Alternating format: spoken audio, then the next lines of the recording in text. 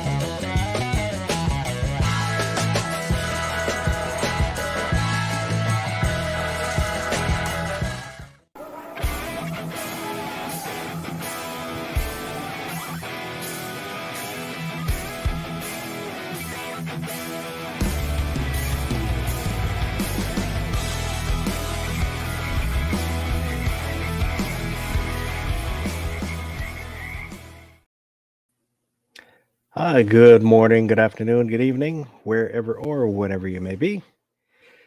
This is a Sunday night version of the overnight.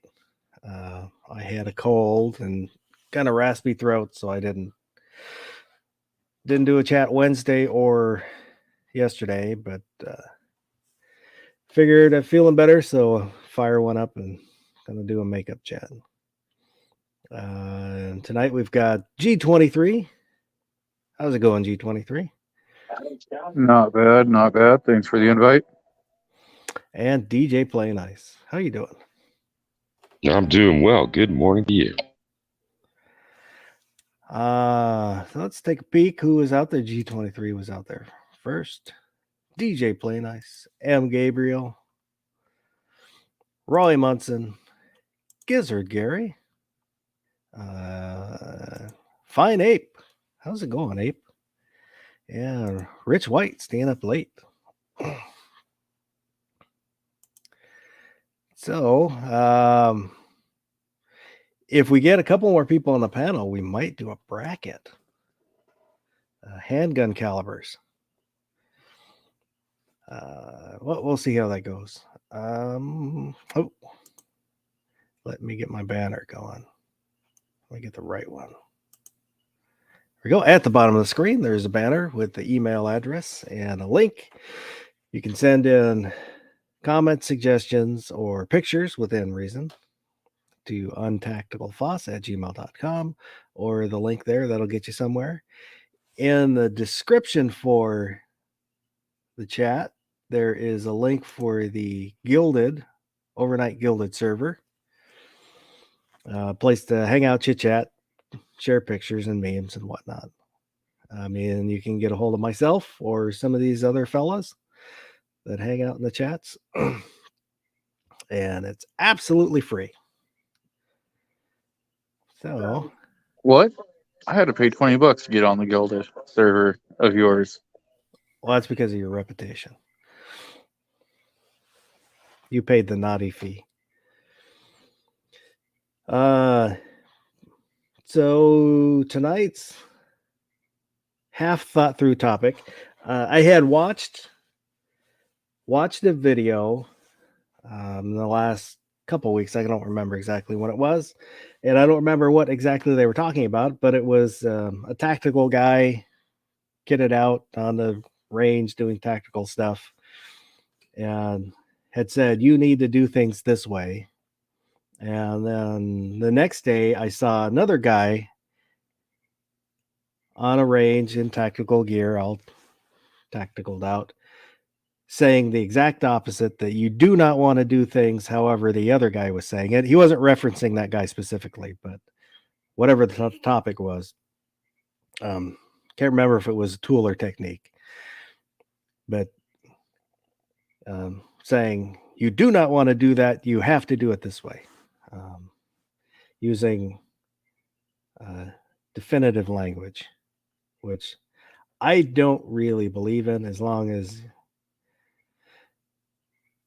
you're doing what you need to do in a somewhat safe manner. There are better ways to do things,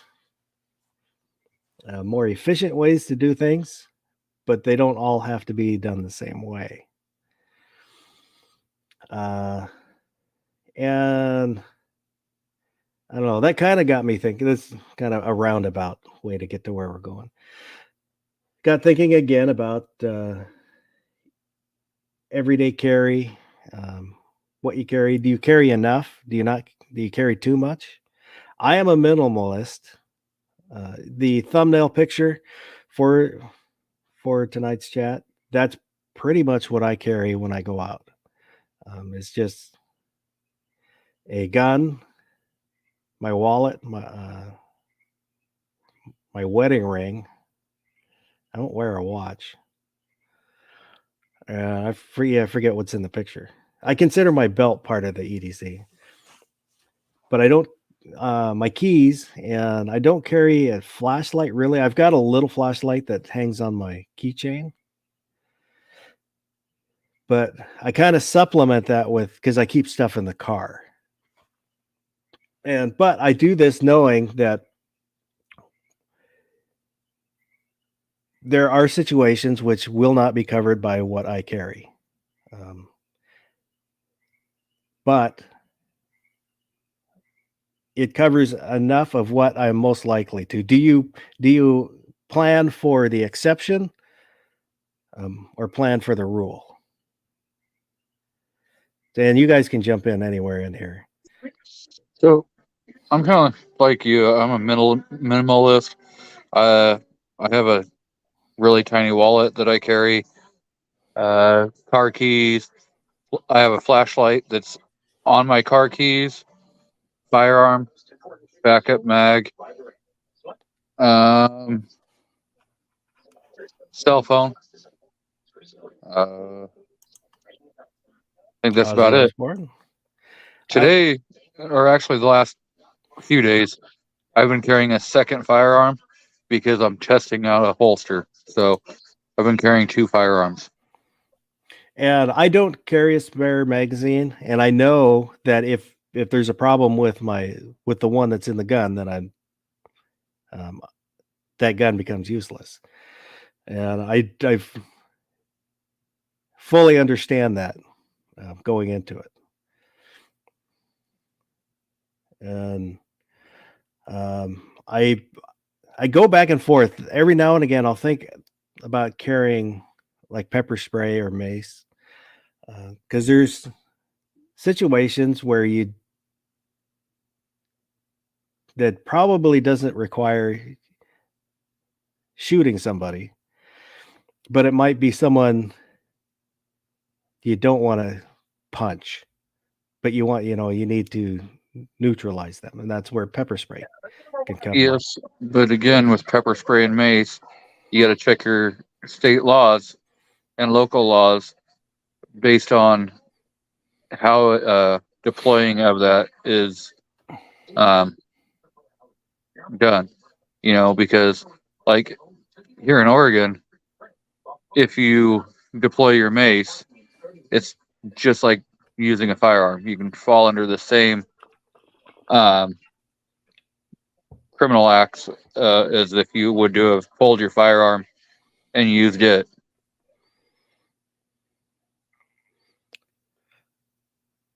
Vanessa Kitty and Ozzy Osbourne are out there. Good evening.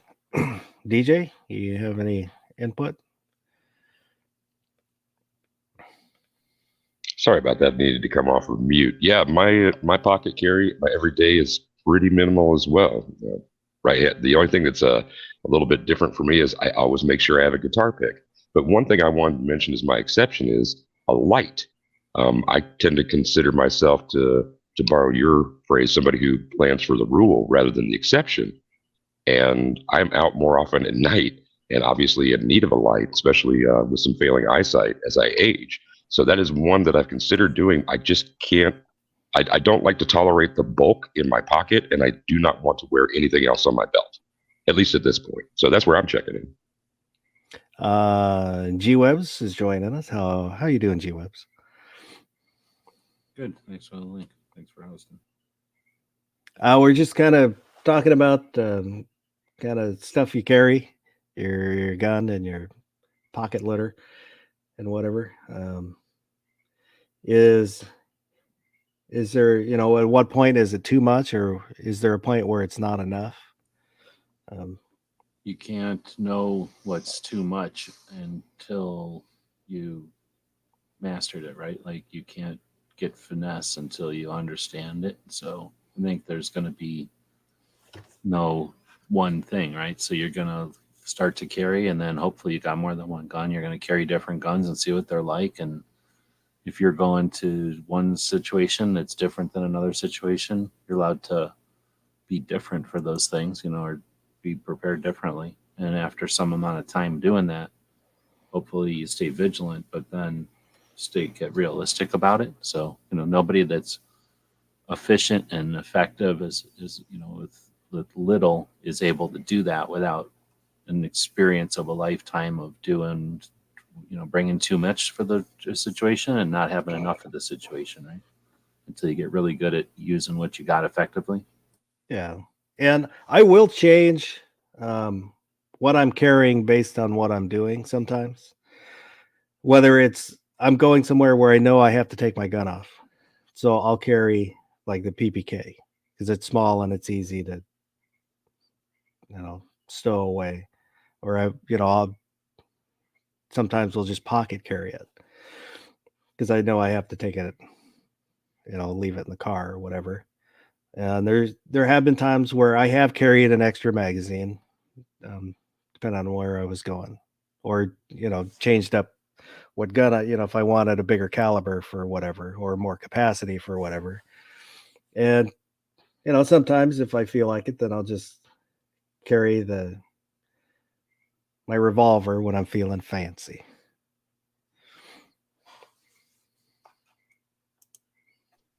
And I forgot, most of the time I have a pocket knife on me at all times. So that's part of my EDC. And I know DJ brought up in the private chat about car EDC. And I keep a level 1 trauma kit in my vehicle.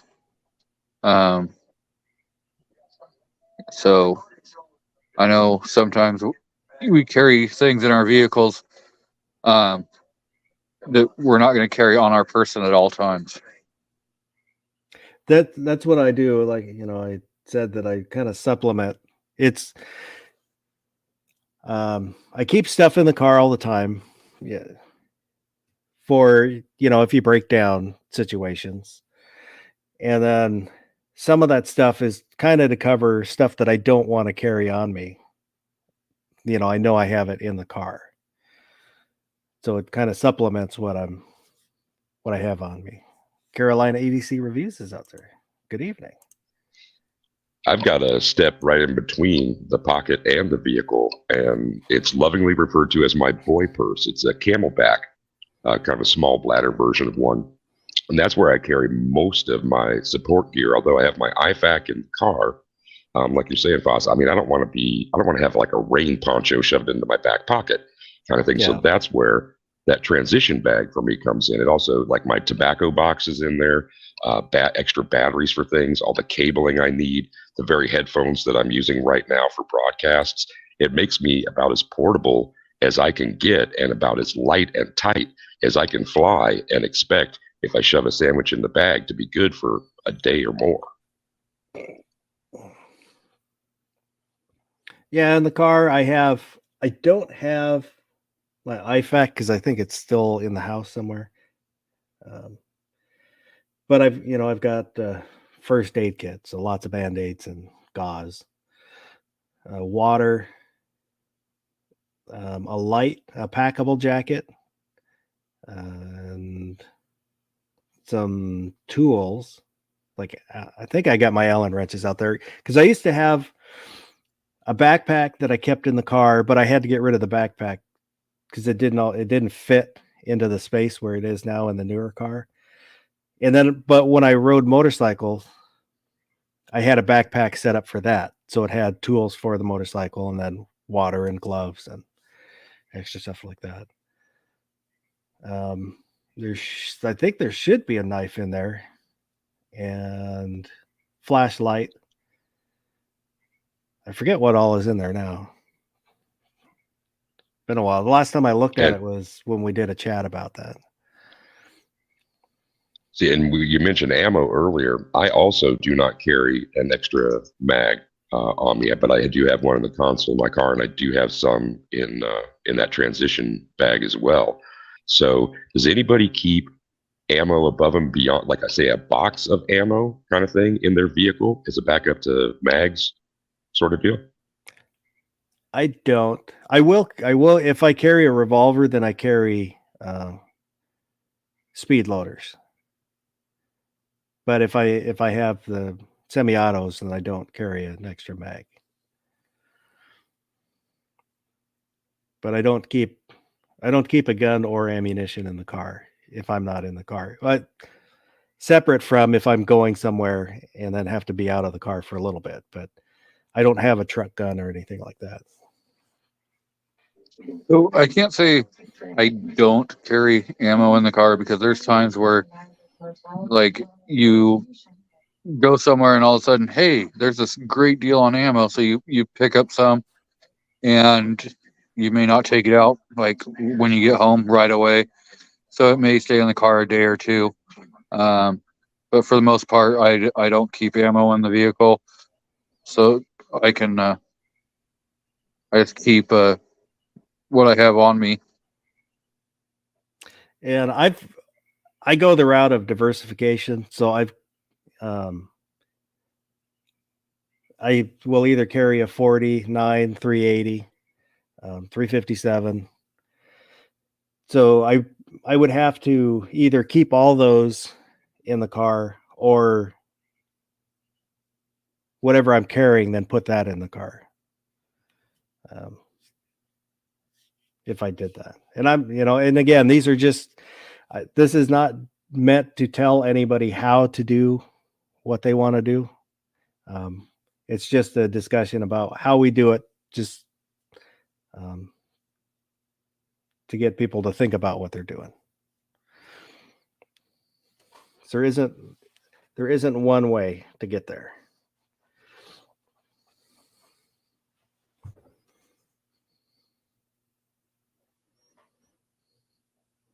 And I don't change what I carry based on it, what I wear.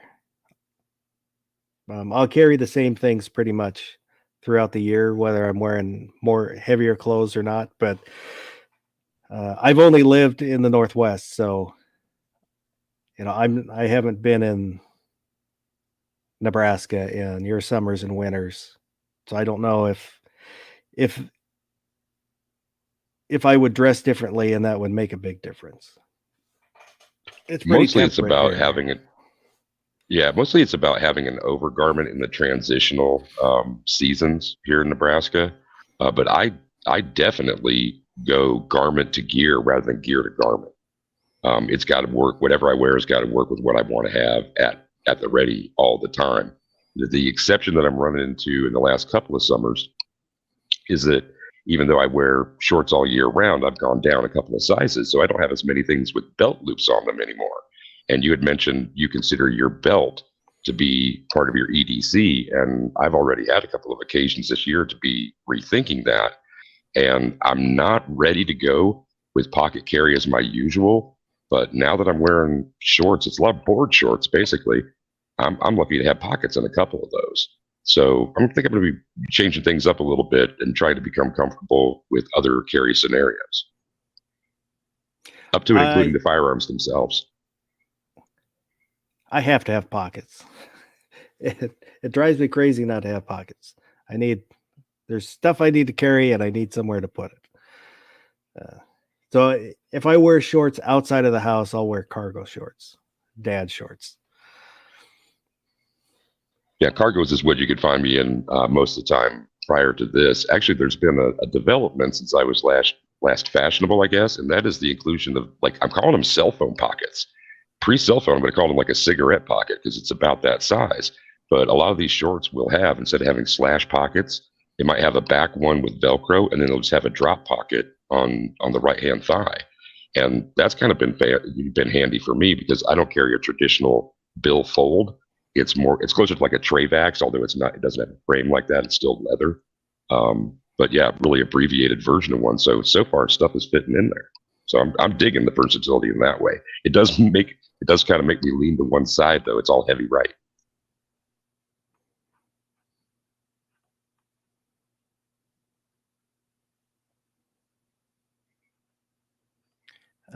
Vanessa Kitty said insulated containers to protect from high heat in vehicles and extreme colds.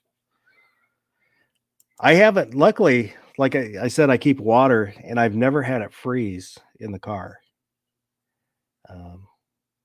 Even when it's gone, doesn't really get below freezing that often around here, but in the winters it'll get down around freezing, and I haven't had a problem with that, with water bottles exploding.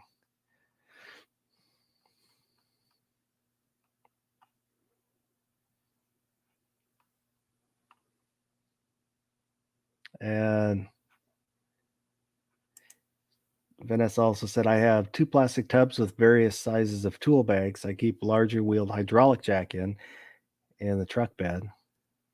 I used to carry, I think it's a jack, just a small jack. And it's been a long time since I've carried that, but that was more cars where you might need them on any given trip, to the grocery store. Yeah. Even I can relate to that, and what I carry in the vehicle for support gear for it, tool wise, and others it's a lot less than what it used to be. It also used to be a lot more, not only because I worked on things, it was carbureted, and you might have that breakdown sort of thing, and it was within my capability. It was also, I have AAA now, and I live in a city, so I am never too far from either a tow or a friend who can help me out. But where I'd live in another part of the country or the rural part of this state, I most certainly would have more support gear. I don't know if I still have it, but not AAA, but something similar through roadside assistance through my insurance company. But that was for my wife, is why I got that. So if for some reason I couldn't get to her, she wouldn't be left stranded.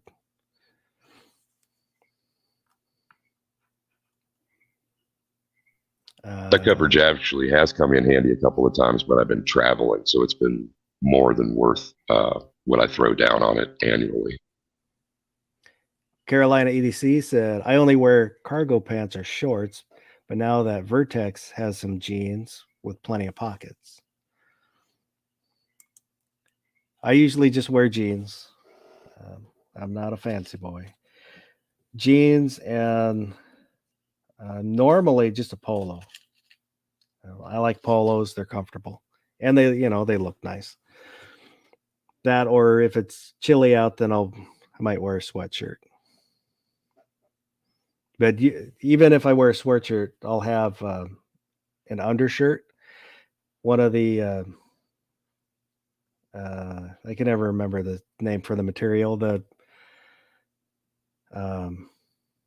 one that wicks moisture, so they're light and they're breathable. But I'll wear that because I carry inside the waistband normally, and it keeps the gun from rubbing against my fat.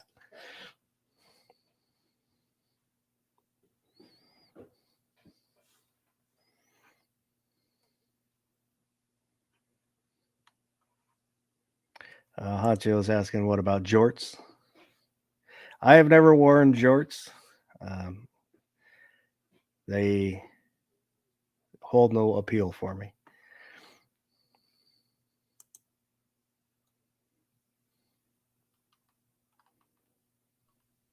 I'll cop to having one pair in the past. I don't even know what jorts are, so Jean shorts, cutoffs. oh yeah. No, never. I have jean shorts that are actual proper jean shorts, and then like probably 90% of it is like golf shorts, or something that they consider more of the golf short style. Hillbilly Up said, hard to beat Leatherman, black tape, baling wire, duct tape. That's something else that I do keep in the car is a tarp and duct tape. The tarp is mainly so if I have to lay on the ground, I'm not laying on the wet ground or dirty ground. Or if you had to, you can use it as a shelter. But mainly just so I have something to lay on if I have to lay on the ground. And I think I have zip ties. Basically everything that a kidnapper would need, I have in my car. Zip ties. Yep. They come in handy. You can do anything with zip ties.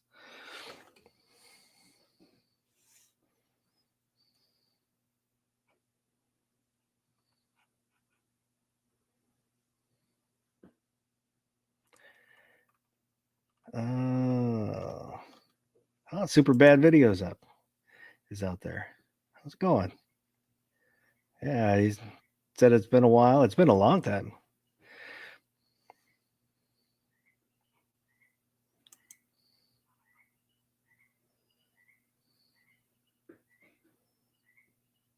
Billy Up said, if you wear jorts, you can't go commando because of the zippers.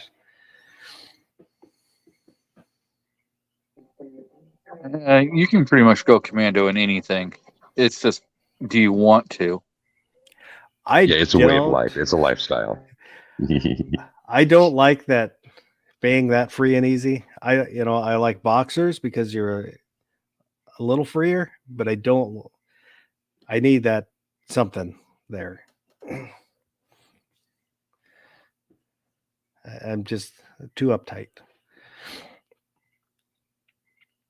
And Vanessa's asking, what kind of fire starting things do you carry in your vehicle? I just have a book of matches. I have multiple ways of starting fires. I have a striker. You carry jumper cables?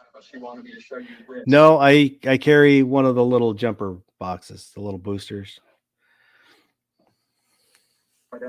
Yeah, I have jumper cables just in case somebody else needs to use them. I won't use my vehicle to jump with, but I'll be like, yeah, here, I got cables if you want to use them. But What's that about? You carry cables but won't give somebody a jump start? I have a jumper box if they don't have somebody else that can do it. He doesn't want to fry his computer. You in a lot of your newer vehicles, there's too much electronics, and they tell you point blank not to use your vehicle to jump start or to be jump started with cables. Huh. Right on. Yeah, I tried to give somebody a jump start. I don't know, last winter probably, and opened the hood, and there's so much. It's a newer car. It's a 2021, so it's got covers on everything. And I'm like, hey man, I don't know how to get to the battery, so I'm sorry. So just gave them the cables. Said, just bring them back when you find somebody. Yeah, boosting people in Nebraska winters. That's talk about a way of life. That's definitely a way of life. As far as like what I got in the car to like start fires with, extra lighters, and I guess that tinder would be like fast food napkins. I don't have anything specific like a flint steel or anything like that. Yep, I have lighters, matches, and then I have a knife that Hillbilly Up sent me, which has a ferro rod and flashlight and seatbelt cutter and glass breaker all in one.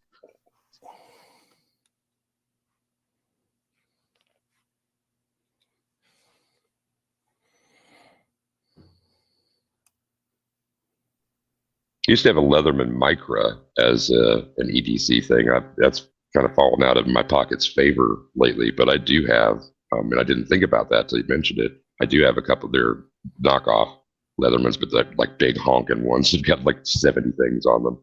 I definitely have one of those in each vehicle. I've never owned a Leatherman. I have Swiss Army knives. My wife has bought me a few of them. One of the kind of bigger ones that has everything, not the biggest one, but the one down from that. And then the Fisherman, and I forget what the other one is. I'll carry knives around the house, but I don't carry them out of the house. I've got them kind of in the rooms that I spend the most time. There's usually a knife in there. And I usually just use them to open boxes or cut strings or something. Out here, right here, I've got my Smith & Wesson dagger, the little dagger, and the M&P.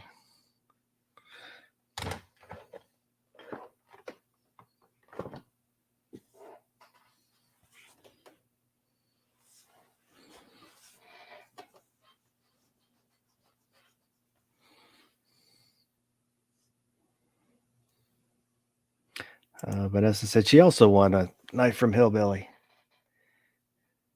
that she keeps in her fire starting bag now.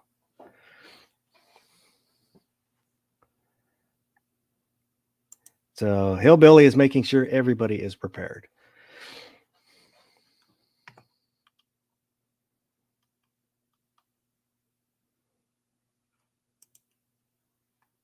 Yeah, that's what Gary said. I think Hillbilly has provided most of our community with knives. I will listen to Hillbilly's chat. But most of the time, I won't say anything. I just lurk out there and listen.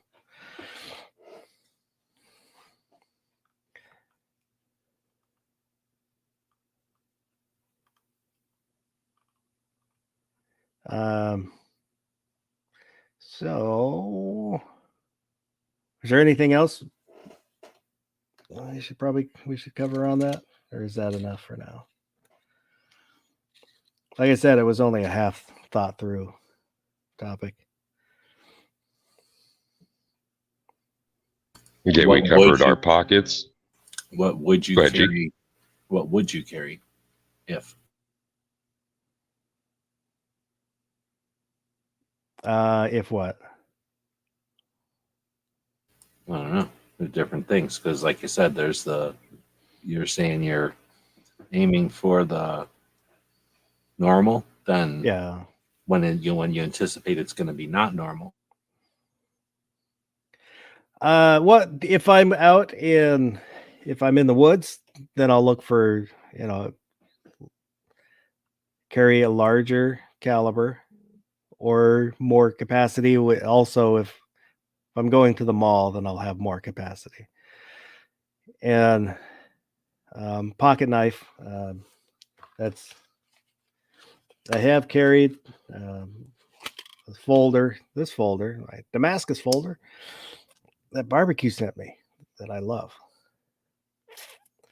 And I actually will carry this when I carry my revolver. So I'm double fancy. But there's kind of what I was thinking is, is there too much? There's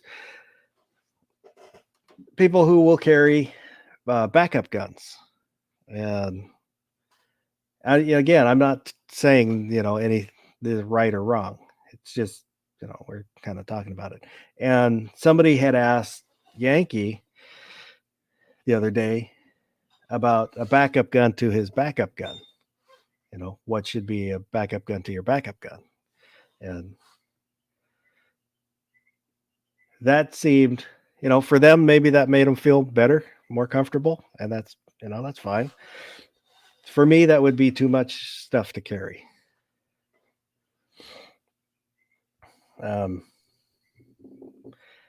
But I'd say for the most part, I wouldn't change a lot. It just might change, like I said, the caliber, or make sure that I had more capacity. But outside of that, I wouldn't carry really any additional stuff to what I carry normally.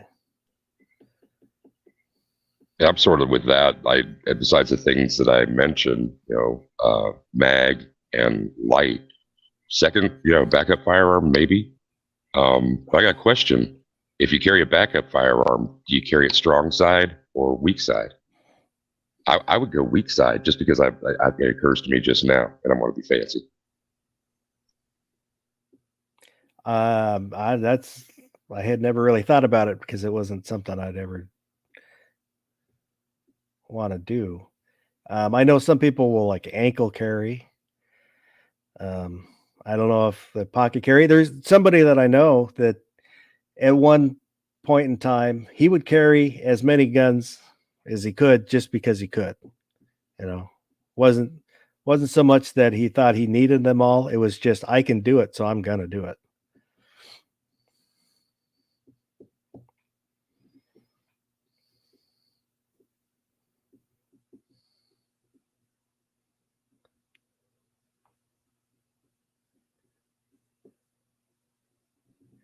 Mike McClune's out there. Good evening. So G wants to know what you'd add. What would be something, as you've already stated your EDC is, that you would remove? What's the first thing to jettison? Remove? I probably wouldn't remove anything. So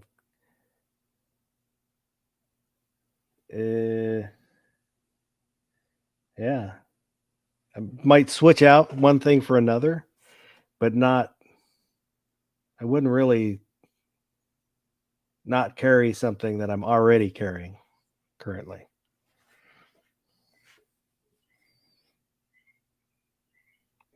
So, to answer DJ's question, probably 98% of the time I've got a pocket knife, but there's probably 2% of the time that I forget to, like when I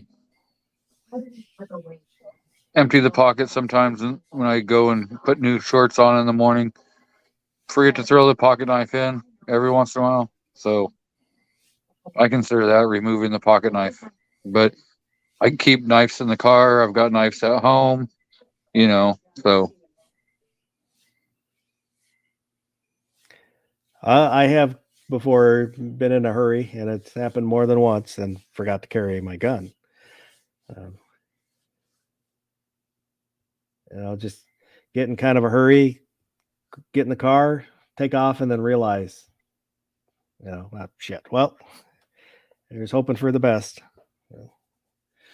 I can relate to that. And just this last week, I had one. Usually whatever that sixth sense will get me before I leave my neighborhood, turn out onto an arterial. But last week that happened. I didn't know until I was doing my check when I got out of the car, because that's something I always do. I would go to my right hip to make sure. And it's not there. I looked in the console. I looked on the seat. I looked everywhere, because I was convinced that I had to have had it with me, and did not. But I felt uncomfortable. There have only been a few times where I've been intentionally not left with something, and besides a few that are regular, which I guess I'll share right now for no other reason, and that is that I don't carry when I'm with my mom. My mom does not like it, does not want me to, and though I've tried to have the discussion with her where I don't feel it's not just that I don't feel comfortable because I can't protect myself, but it is made even more so because I can't do so for her either. And we've just agreed to disagree, and I've agreed to continue to go out with my mom for frozen custard once in a while, unarmed. But interesting that turned in my head after having asked what we would remove, because there are times where, even though in a solo instance I'm just uncomfortable, it's like a lot more in those cases. I get to carry the knife, though. I feel like if there was a time when I wasn't going to go around armed, I wouldn't tell all my enemies in a broadcast when they can jump me. Yeah, all my friends and enemies listen to this. When I get in the car, it'll be either right when I sit down or right as I'm backing up out of the driveway.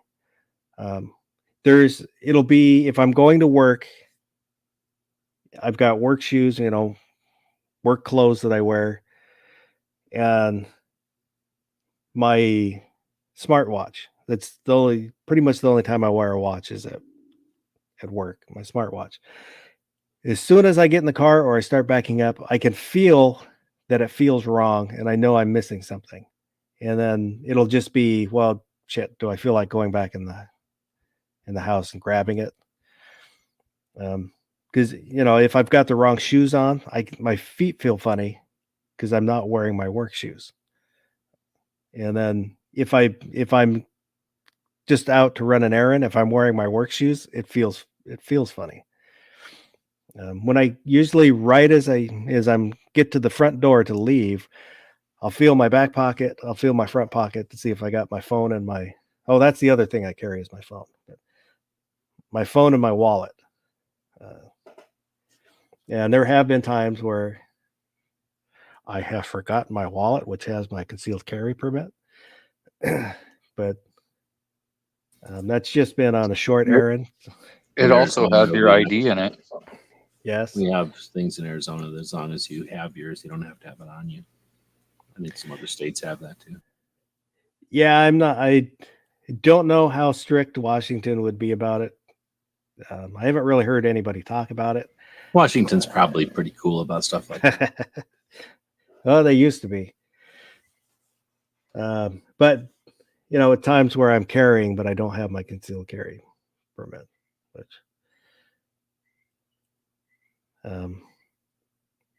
yeah. Well, carrying isn't some kind of like magical status. So I talked to too many people, in my opinion, that can't handle being unarmed and don't feel like they can do anything without being armed. So even if you can't handle not being armed, you should be able to. There's like all that whole idea of people that'll like, oh, I like to sit with so I can see the door and all that kind of crap. But then they'll just go right to eating, and they're more worried about if they're got enough ketchup on their French fries than if somebody's coming in the door or not, right? But I can understand the concept. But at the same time, you should be able to do those kind of mental exercises, like what would I do without, like DJ was saying, if you didn't have something for whatever reason, and be comfortable or confident, either with or without, in my opinion. No, that's true. Because like for me, that is pulling my gun is a last, not a last ditch. It's the last option I ever wanted to use. First is using my words. Second would be using my hands. And then, third would be, pulling a gun. Well, I'd say 90% of everything is before you even use your words, just your choices and the way that you do stuff and the way you sit down and the way you got your eyes around, right? Like you decide or you transmit if you're the victim or not 90% of the time. So you sit down that's and true. be aware, and you're never even going to be on anybody's radar as a victim. Because there's places which I don't go, and it's they're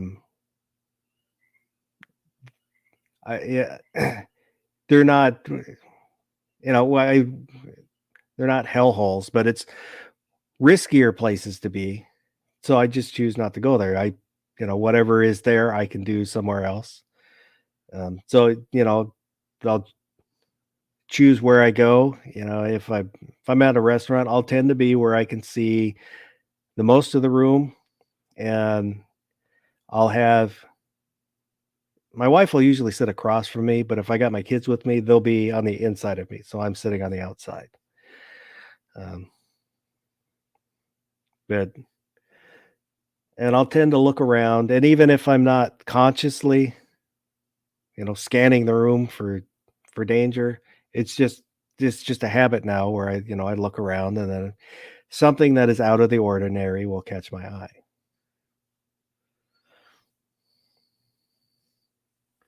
But that's, part of it too is, especially if I'm with my family, is that's my job, is to be the point man, to watch for problems and take care of problems. As you mentioned that, it makes complete and total sense to have, and my heart kind of swelled a little bit when you said the kids are to the inside of me. Now that makes total sense when you say it, but that's not the kind of consideration that I make. Not having kids, or being out taking friends' kids to dinner or something like that. What are maybe some other considerations that you family men make, because you are the point in that protective sphere? Well, there's lots of little ones, like there's, a mud puddle. Is your kid going to trip in the mud puddle? Things like that. Or there's a weirdo over there. Is that, you keep an eye on that weirdo that's over there, and could be a really nice guy, but seems like a weirdo. So, you keep an eye on that. Or, that there's So kind of like an amplified situational awareness kind of thing. well, it's, for me, it's not like everything's a threat. It's just, well, there's something, something over there. Just keep tabs on what's that thing over there. There's a dog running around over there. You don't know if it's a nice dog or if it's an angry dog. So you keep tabs, the dog's over there. It's just a stuff like no-brainer. that. All dogs are nice dogs, so that's pretty easy. Most dogs are nice dogs. There are dogs that are just assholes, and whether it's through training or through temperament. So you just have to be aware. There was a question. The Saint asked, how do you feel about tossing a fake wallet to get out of a robbery, possible shooting? I've heard people talk about that. It's not something that I've ever really considered doing, carrying a fake wallet to give up. I have a money clip that's got a knife in it, right? So it's a knife that has a clip on it that makes it look a money clip. So I figure you put like a bunch of ones and a 20 on there, and you put that in your front pocket. And then if you get robbed, you pull that out, and then you flip the knife part open, and then you wing it, and it goes, instead of just throwing it on the ground, you throw it up in the air into something that it'll stick into. That way they're chasing around trying to get that money, and you run off, and then later on you come back and get a stick and you get your money off the roof or whatever. I thought you were going to say you wing it at them. No, because then it costs you money. You wing it up in the air so that they jump at it, and then they get frustrated and they leave, and then you come back later with a stick and get it.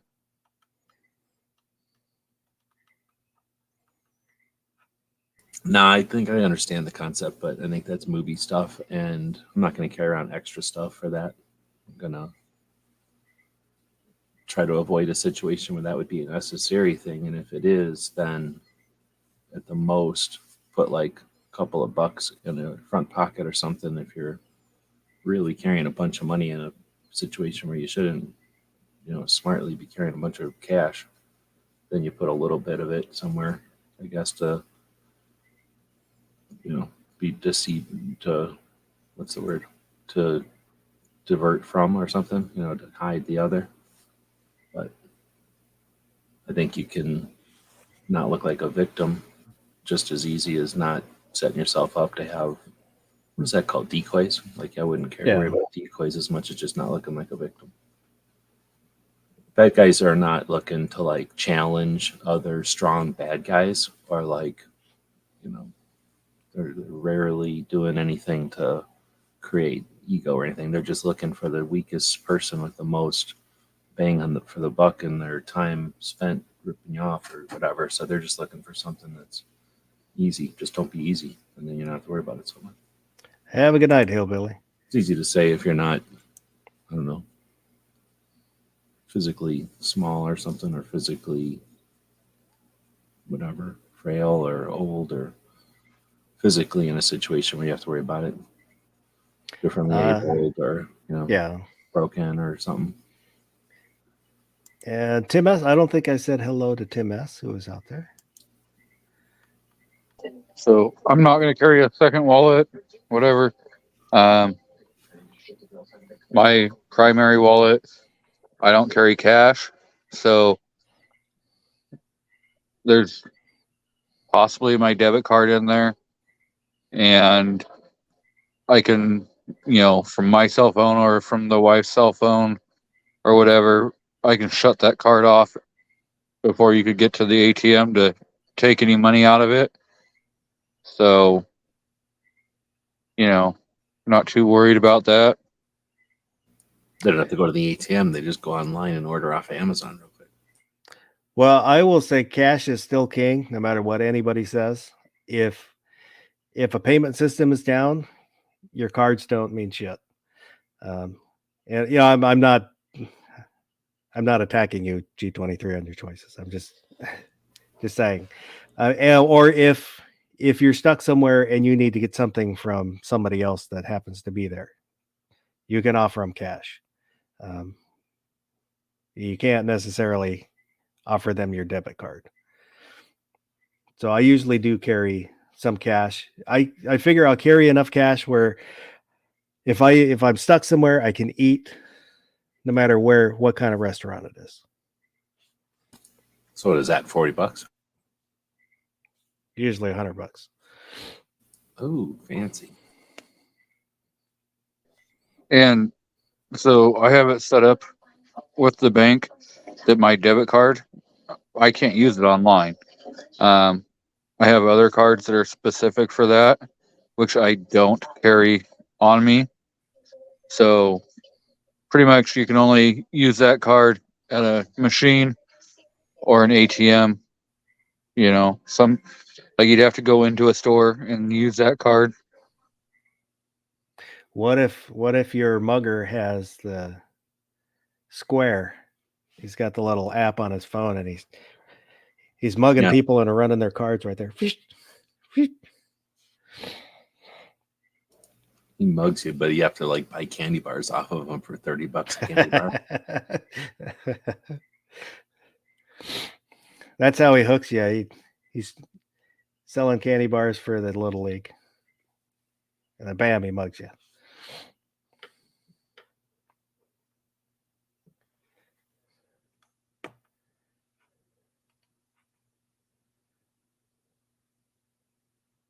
Vanessa Kitty said his uncle was in his 70s.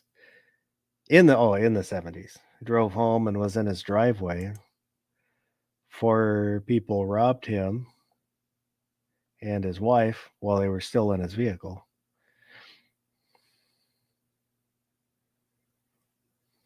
Ugh.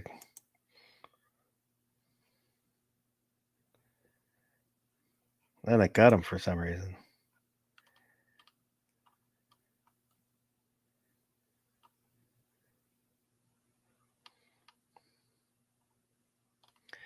Yeah, I haven't known anybody that I know of who carries a lot of cash, but there were kind of baby boomers or kind of post-depression era who either went through the depression or was just after it, so they had memory of it. Who would carry hundreds of dollars in cash, just in case they needed that. Which I was traveling during 9/11, and I know the value of having ability to get home in austere conditions. I was across the country. I was in the East Coast when it all happened. So if nobody remembers because they're not old enough, but everything was shut down for a couple of days. It was more than a long weekend. It might have been even more than a week. And then they let everything open, and then very, very few people were traveling. Everybody was scared shitless to travel. So that was a time when we weren't completely dependent on the internet for stuff yet, obviously, but credit cards were ingrained. So it was weird to go to places that weren't used to using cash because they were having to figure it out again. And you already know that employees can't figure out cash anymore. It's not like the old days where people can just make change, you know? Yeah. Like anybody yet younger than 30 doesn't know how to make change or something, right? Or is it 20? I don't know. Whatever age it is, like they probably don't know how to break a 10 into fives and singles and some change. Well, it was probably a few years ago now, but there was somebody left a bad review for the barber I go to because he didn't accept cards. Barbers don't take cards. Barbers are it's a cash business. But it was a young person who's just used to paying with a card, and they got upset because he couldn't pay with a card. Like that. When I lived in South Carolina, the barber I had, Dre, he was awesome. But he took cards. But if you wanted to use a card, it was like $10 more than if you paid with cash.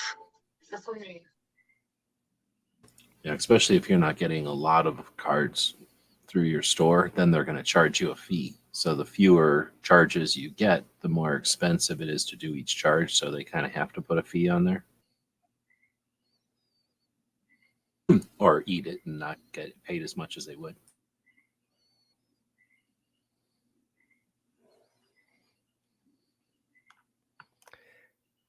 Mike Clunes, when I worked for a trucking company in the early 2000s, I had a Visa with a 5,000 limit and $500 cash fast. Nothing worse than being out on the road waiting for a dispatch to send out a comm check. Yeah, when I was driving around more, I had the credit cards not maxed out yet, and when the transmission dropped, that was $3,000 out of nowhere, unexpectedly in Chicago. I live in Arizona, so either leave the van in Chicago and walk home, or buy a transmission. And it's not like, oh, I'm going to buy a transmission in like Tennessee or someplace where it's probably cheaper. No, I'm buying it in Chicagoland. Probably like one of the more expensive places in the country to have to buy something and have the labor done. So having a credit card, I would say about $3,000 is probably good, depending on how expensive your vehicle is. I don't know. Depends if you got family and stuff too. I do have a couple credit cards, but one, they're both mainly just for emergencies. Yeah, well, that's what I'm saying. Having like $5,000 worth of emergency money to get yourself home, or to just move to wherever you need to be to get, to do whatever you need to do when you're on the road and something weird. I'd say $5,000 would be comfortable. Though I never did it myself, I can remember traveling with my mom in the 70s and 80s. She did the traveler's checks thing because she didn't want to have a credit card, because at that point she was like more concerned about having a credit card stolen and used. Technology was not near what it is now, right? And so the traveler's checks were the stopgap for her. Well, there was a time when traveler's checks were more common, and you could use them where credit cards weren't everywhere. You could get to places where they didn't have a phone, or they didn't feel like it, and they didn't have credit cards. But they would take a traveler's check because they took checks. So you could break a traveler's check, whatever, like $20, $50 traveler's check, and people would be like, heck yeah, here, give me that traveler's check, and I'll give you 2 20s and a 10. I don't know why they did it, but that was like a fairly common thing. I can remember traveler's checks for sure. Store I worked out in Eastern Washington, we now and again we would get traveler's checks. This was back in the 90s. I say about the 2000s. I think people forgot what they were and won't take them in. I hated having to deal with them because they didn't run like regular checks. Right. So they're always a pain in the ass to deal with. At a point, you can only use them like at a hotel or something, and then even then they were like, really, this is all you got? Really? Can you take these to a bank? Because nobody, like you just said, they had to treat them differently, and nobody wanted to deal with them. But it was safer than carrying around money, I guess, somehow. What, you had to have your ID with it? I don't. It's been so long now. I don't remember. You had to sign them or something. But I just remember one of the selling features on those was if they were lost or stolen, they could be replaced, kind of thing. And also, there was an advantage of, if you're going in a multi-state kind of thing, or even out of your general area, places won't take a personal check. That's for So sure. it's like, it had multi functions there. Yeah, if you had $300 in traveler's checks and something happened and they got shredded, you could go to the bank and go, "Those don't exist anymore. Give me another copy of them," and they'd be like, "Okay." And as long as it didn't start showing up all over the world, you wouldn't get arrested for fraud or whatever. Cancel them out and reissue them. Yeah, because like I said, they were just copies of money, so it was a stopgap for a bit there. People don't remember before debit cards, credit cards were strange and weird. They didn't have stripes on them at first. You didn't always run them. You would run the ridged things over the carbon thing. I still have one of those things somewhere. Chunk. Yep. Those were also a pain in the ass. Super insecure. Oh, I accidentally ran 2. Oops. All right, let's move on. Let's do a bracket. We're doing a bracket. Let's get it on!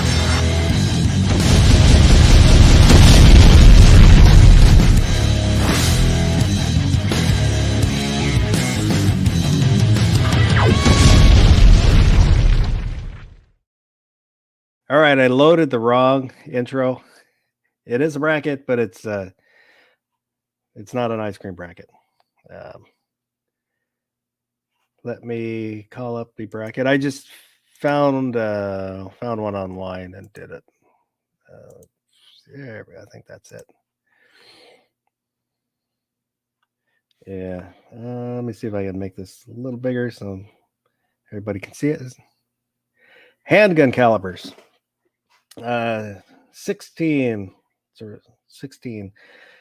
357 mag, 357 SIG, 40 cal, 22 mag, 9mm, 460 Roland, 44 Magnum, 38 Special, 10mm, 380 ACP, 7.62 by 25 Tokarov, 44 Special, 38 Super, 45 ACP, 5.7 by 28. That's the FN 5.7, and 22 TCM. The rankings are just kind of random as I thought of them, and the choices were just kind of what I thought of. So the first 45 ACP is going to win. It's the first up is 357 mag versus 357 SIG. DJ. 357 Magnum, please. 357 G23. Bag.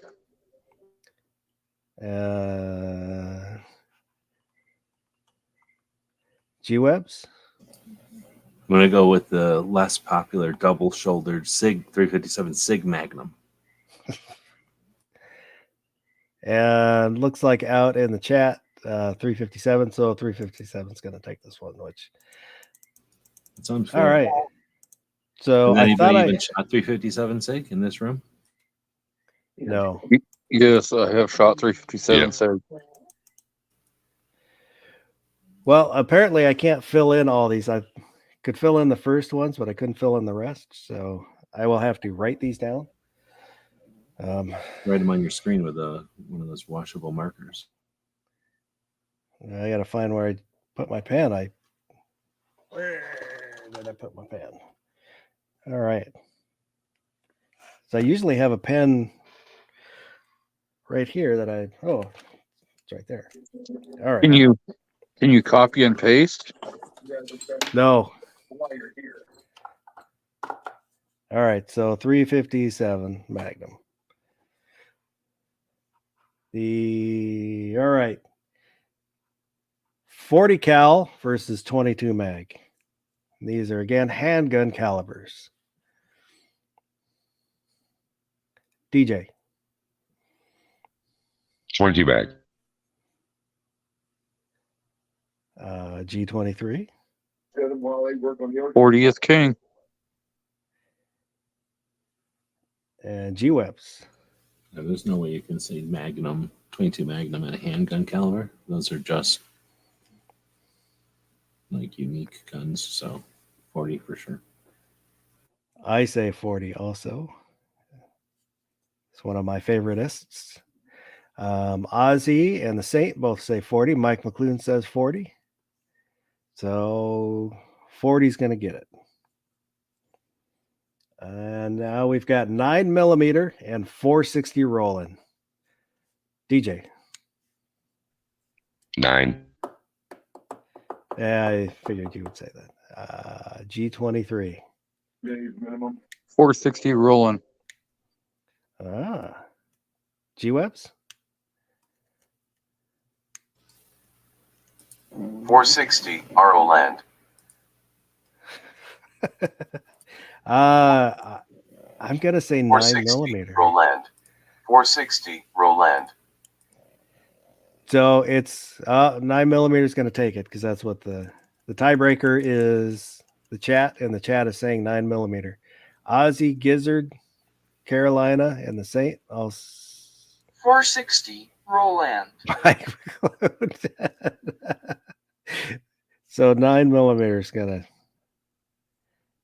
take that one. All right, 44 Magnum versus 38 Special.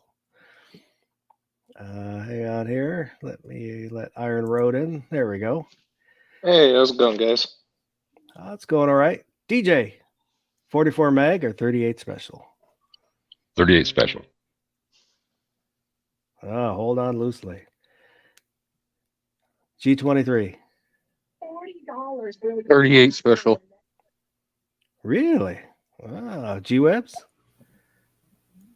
44 Magnum. Iron Road, 38 Special or 44 Magnum?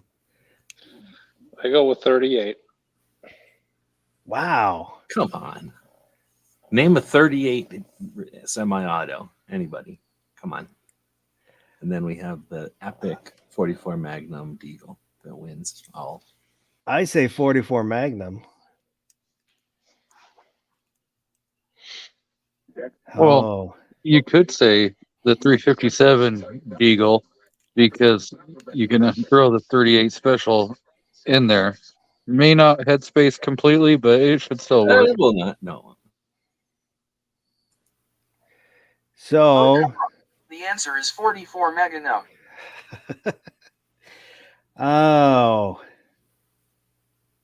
if we're using the chat as just the tiebreaker, then 38 Special will win this. So, Back in the day, we'd say this was heinous. yes, so 38 Special.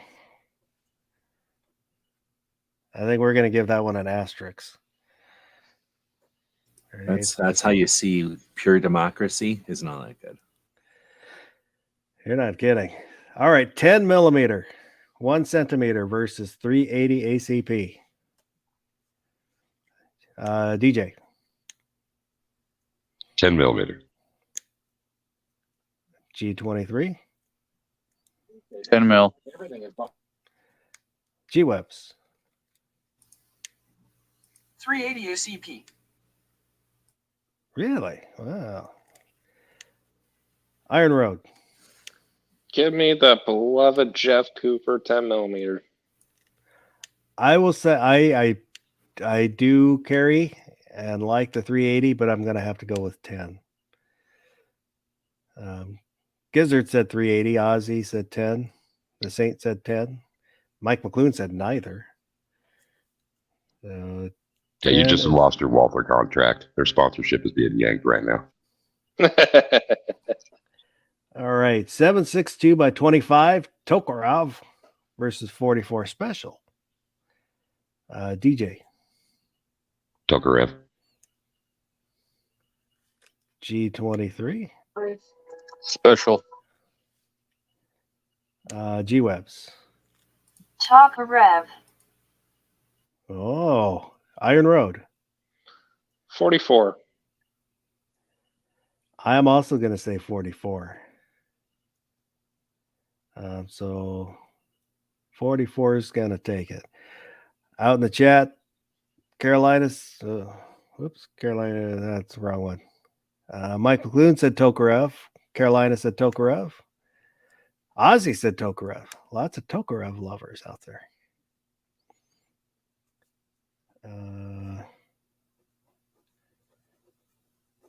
All right. And 38 Super versus 45 ACP. DJ. 45 ACP, please. G23. 38. Shall take it all. G-Webs. 45 ACP is the best caliber. Iron Road.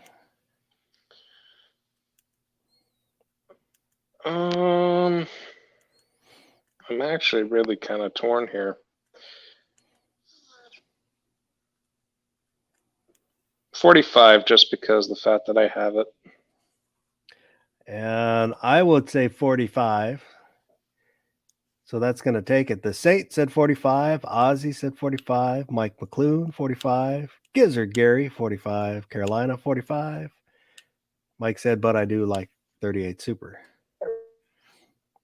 So I said 38 Super for Mr. Knives, because if he was on the panel, he would be picking 38 Super. Yeah. All right. And the last two, 5.7 by 28. That's the FN 57 versus 22 TCM. Screaming 22. DJ. I'll pass mine to the chat. Oh. G23. TCM. G-Webs.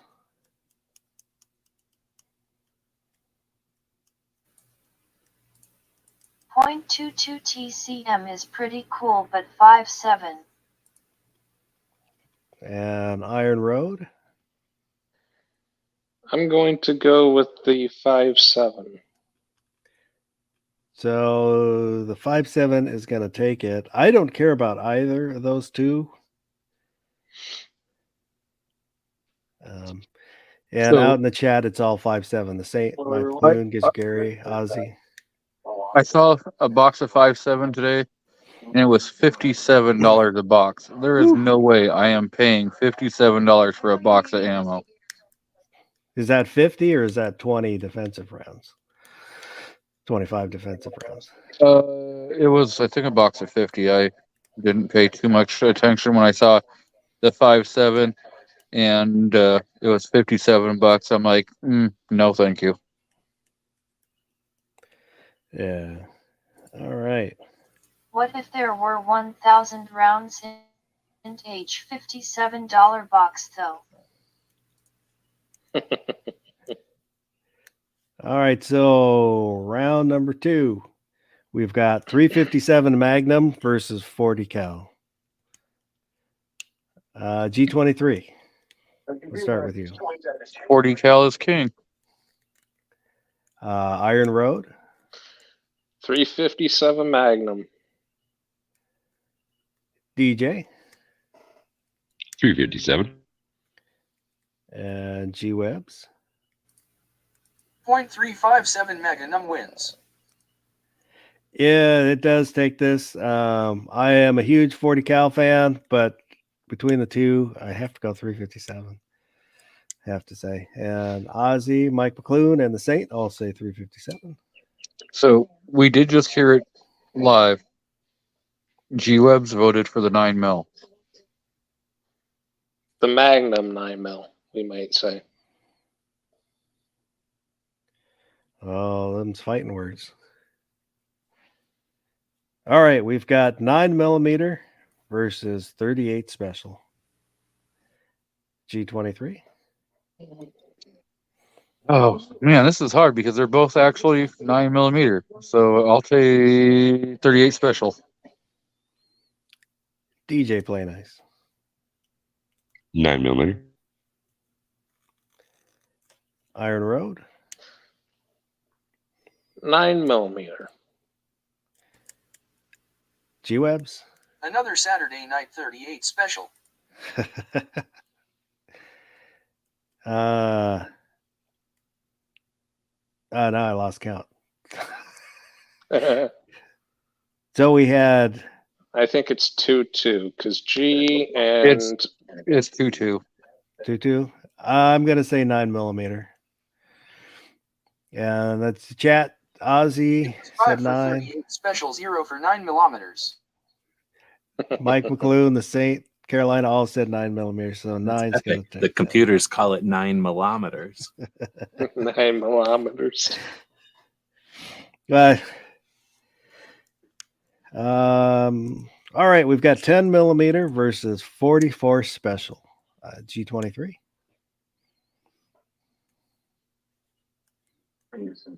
10 mil.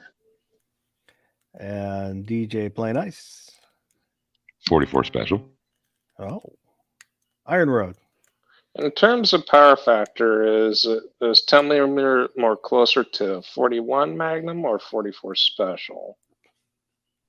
I don't know. 41 mag. If loaded properly. I am going to go with 10mm. So 2 for 10, 1 for 44 special. G Webs. In terms of power factor, 10mm is for me, if loaded properly. And I'm going to say 10. And looks like the chat is saying 10. Ozzy and Carolina are saying 10. So 10 is going to take that one. And I know I'm going kind of quick. So the chat might be, because of the delay, chat might be a little bit behind. So I apologize.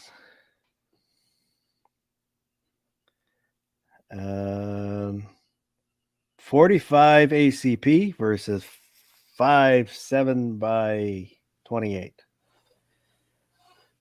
G23. 45 AARP.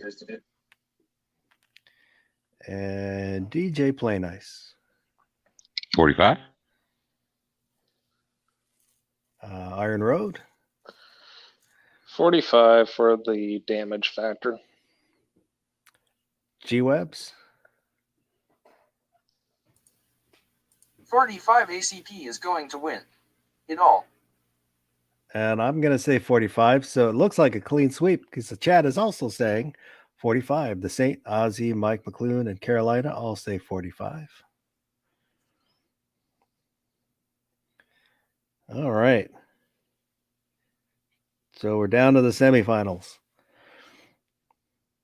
357 versus 9mm. G23. What was it again? 357 versus 9mm. 357. DJ. 357.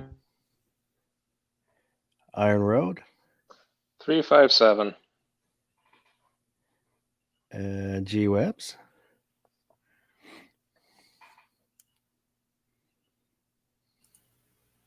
357 is the winner of this one, hands down. Suck at 9mm. I'm going to say 357. Ozzy says 357. Mike McClune. Carolina, so far, is the lone dissenter, saying 9mm. It's pronounced millimeters. Sorry. 9. So 357. And 10mm versus 45 ACP. G23. 10 mil. DJ. 45 ACP. Iron Road. 10 mil. G Webs. 4 and 5 spell 45 ACP. Ooh. I want to say 10 millimeter. I might vote different if I had a 45, but I don't as of yet. I have both, and I personally prefer the 10 mil. Ozzy said 10 millimeter. Mike McLuhan said 45 ACP. Carolina said 10. So 10 is going to take it. Now we've got 357 Magnum versus 10 millimeter. G23. 10 mil. DJ. Wait, what are the options? 357 Magnum, 10 millimeter. 357 Magnum.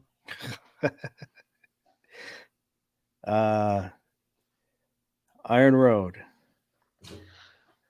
I spent the past few months nerding out on this, and I've actually come to the conclusion of using 357 Magnum.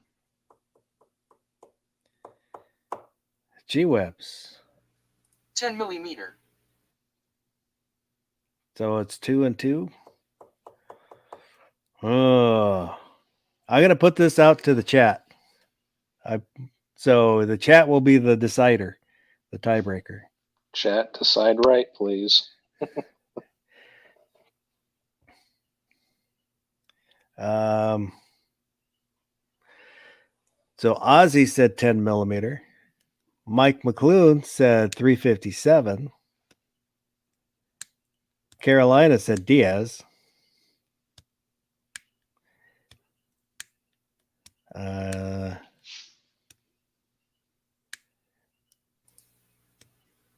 So 10 is millimeter. That girl said 10 millimeter. We'll see if anybody else wants to vote. But he did say, Carolina did say 10 mil before Aussie, I think. Larry said 10 millimeter. I think 10 is going to take it. We'll give it. The thing says 10. We'll give it just a little bit longer. See if anybody else votes. This was a tough one. I really like 357, and I really like 10 millimeter.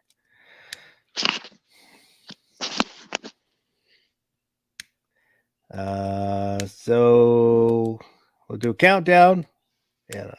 5, 4, 3, 2, 1.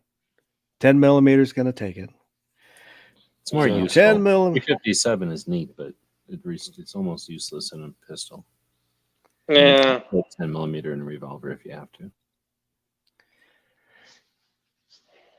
10 millimeter has won the best handgun caliber bracket. Wait, that was the end? That was it. I'm actually kind of surprised 9 mil got beat by 460 Roland. If you vote 10 millimeter, are you a World War II denier? Denier? Well, I thought it would come down to one of those three: 357, 10 millimeter, or 45. I thought would be the winner. And I came to the conclusion I nerded out on all that 10 millimeter versus 357 Magnum stuff for a few months, and I found some documents scouring the interwebs that they actually downloaded the 357 more than the 10 millimeter. I was surprised that 44 Magnum got knocked out in the first round. What was it up against? It was up against 38 special. 38 oddly special. enough. Yeah, there's no excuse for that. That was a shocker for me. Cinderella story, the 38 special.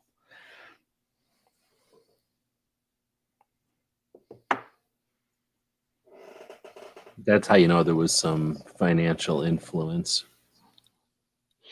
When you consider that, It's more than $1.50 a round for 44 mag.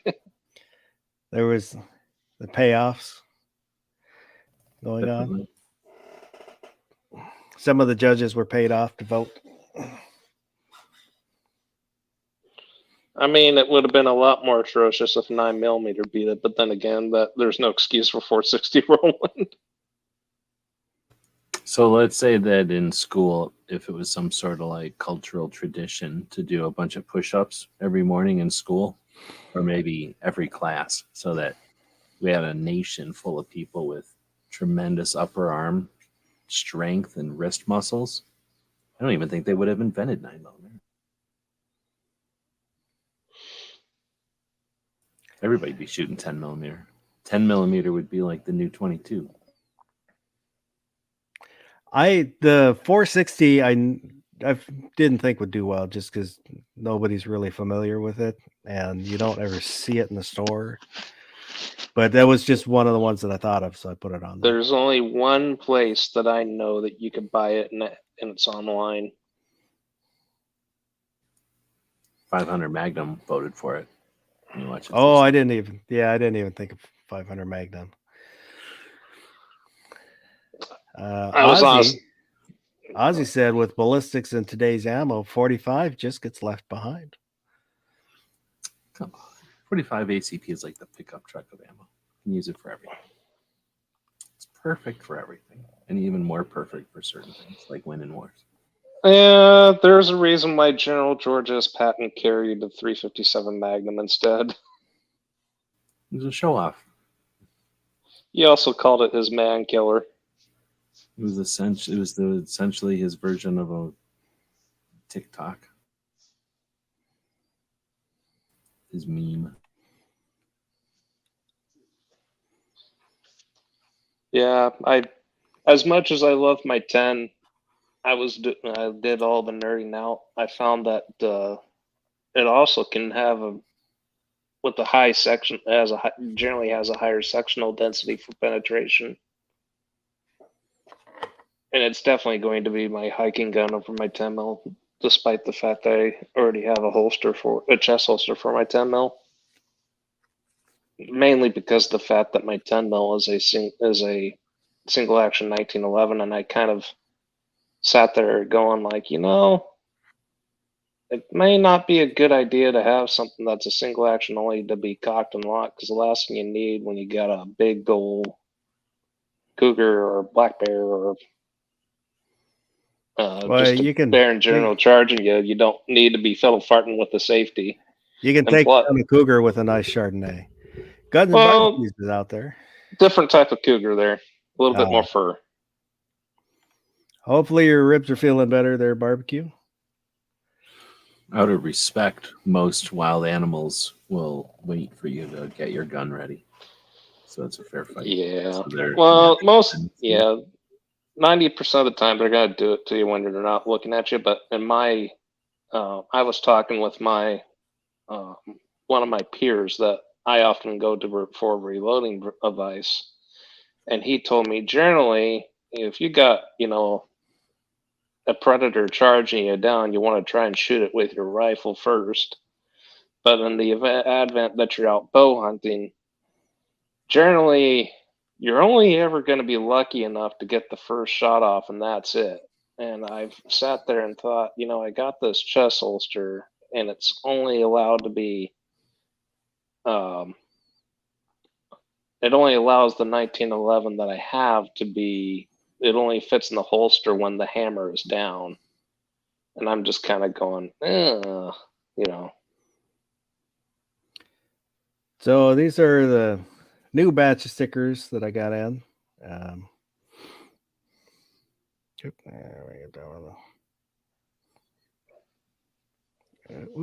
There we go. The Homer and Great Babe. And Gary showed the Instagram post, and nobody could seem to figure out why it's a gorilla, because it's guerrilla warfare. That's why it's guerrilla warfare, like gorilla. and then the Frankenberry That's funny. with the M60 because he's cool. Yes, the pig. And then there's more to come. I hit all the sticker sales and ordered a bunch of stickers, so there'll be more coming for giveaways and stuff. And DJ, do you want me to send you the stuff, or do you just want me to bring it to when I Bring it when I on. come? Yeah, that'd be great. Okay, so I'll just bring yours with me. So there'll be more stuff then too. As I get the other ones in, I'll throw them in with your stuff. Hopefully, I'll have some patches to bring, but I still don't know. I'm still waiting on patches, so I don't know if I'll have them or not.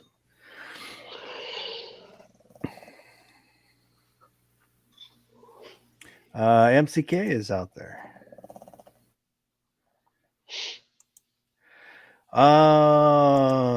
Hang on here. I want that one.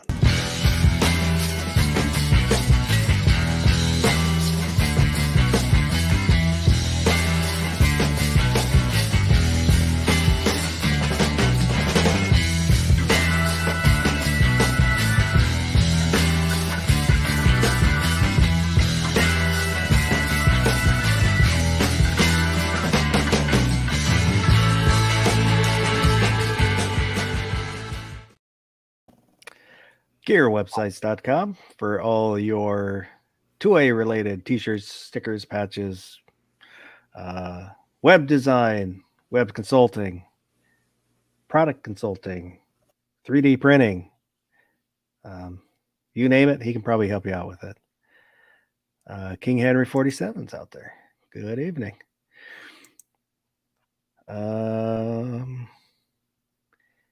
So DJ, is there anything you want to plug? Yes, sir. Saturday evenings on the A Great Start Shooting School channel, there's a discussion about mental health awareness and suicide prevention. I encourage everybody to swing by that and check it out. Until then, everybody be safe, have fun, carry your guns, and rock. G23. Anything you want to plug? Is I know you're kind of on a hiatus right now. Have you retooled and going to fire back up, or are you still working on that? Probably have one Saturday, and we'll have a couple of videos coming out shortly. One coming up this Saturday? Yes. Okay. Iron Road. Yes, sir. You got anything going on there? Oh my goodness, I'd like to, as much as I'd like to be making videos and stuff, it's been real difficult. I've started a new job recently. I definitely will have my weekends freed up, but the problem is that I got some parents that like to plan things for my weekends without telling me.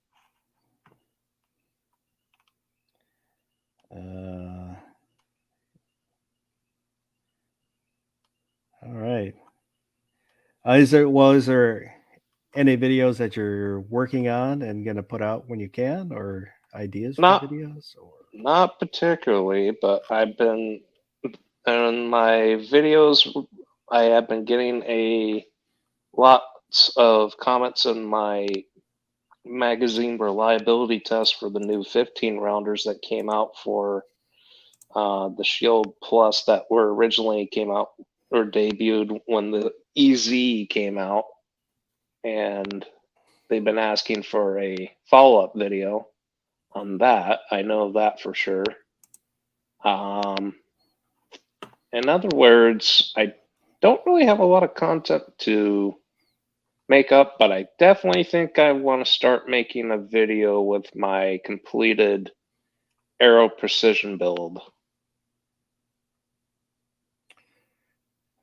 Yeah, definitely. Huh.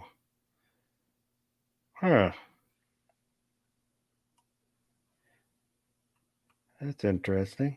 I'm just trying to post some links, but it appears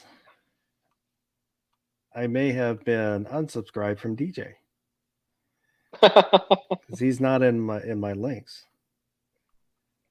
Oh man, does that take me down to 17? I don't know. It's odd. So gun websites. Anything that you want to plug?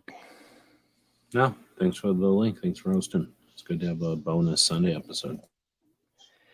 Yeah, I didn't want to miss 2 chats, and I was got a good nap in today, so thought I'd fire one up tonight.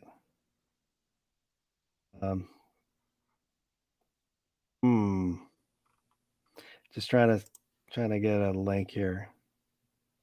Just a second there. There we go.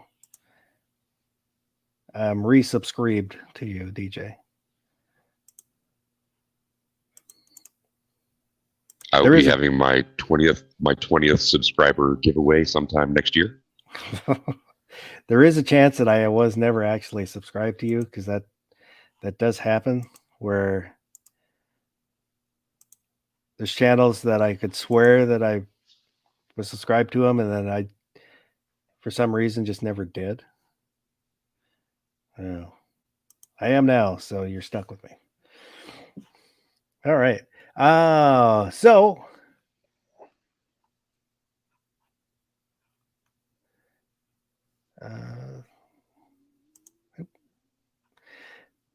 I just want to say thank you to everybody that was out there in the live chat. Those who were participating and those who were just listening, I appreciate you too. And if you watch this in replay, if you made it this far, leave a comment. Anything we talked about, agree with, disagree with. I always read the comments. They're always appreciated. Let me know what you think. And even if you have ideas for future topics and whatnot, I'm always glad to hear those too. And let me shut the banner down. There we go. And other than that, just say thank you once again, and I hope everybody has a good rest of the night. Still here? It's over. Go home. Go.